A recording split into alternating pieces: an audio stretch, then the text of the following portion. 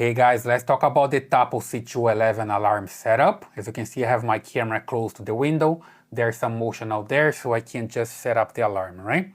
So I just need to come here to the settings on the Tapo app, and I can enable the alarm. You see that's on right now. So I just tap on it, and I can select the type. You see here that I have light, but I can also select sound and light. Basically, I have one of them, just sound, just light, or sound and light. Somebody approaching the camera is going to detect the motion and is going to trigger the alarm so the person can hear a sound and can also see the light flashing, right? Let me just come here to sound. When you enable sound, for example, you see here that you can select the sound type and the volume. You see that I have the default, a custom, the volume low, normal, and high. And you can select here Siren or emergency. Let me just test here so you see how it works. You can hear how it works, right? And I just stop here. There's this emergency.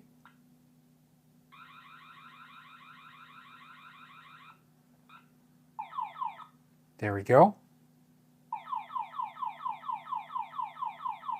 And then the red alert. Can select anything that you want. You see that's triggering the alarm right now because there's some motion back there. So it's already triggering the alarm, right? And here you can just also check the alarm duration. Let me just come back here to the alarm type and put on light. Otherwise it's going to keep like doing this sound all the time. So in duration here, you can just check a default duration or custom 5, 10, 30 seconds. You see here.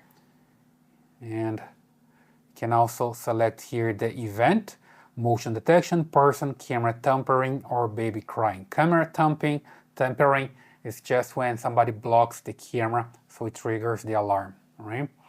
So back here, okay, I can also have the schedule, so we can work all day long, during the day from 8 a.m. to 8 p.m., during the night 8 p.m. to 8 a.m., or custom schedule. You can select here what you want, the weekday, and when it starts, when it stops. So it's super simple. Remember also that you just need to come here on the detection and enable the zone. Let's just make sure that you have the zone available here for the detection, and also the type, motion detection and person. You can also customize here the sensitivity. If it's all the way down, it's not gonna work that much because it's just one here. Just adjust accordingly so you can detect the motion in front of the camera and trigger the alarm. And also for person, you do the same and you're good to go. If you want to use camera tampering, just need to enable here, and baby crying as well. So don't forget to enable the motion type that you want here, otherwise it's not gonna work with your alarm, okay?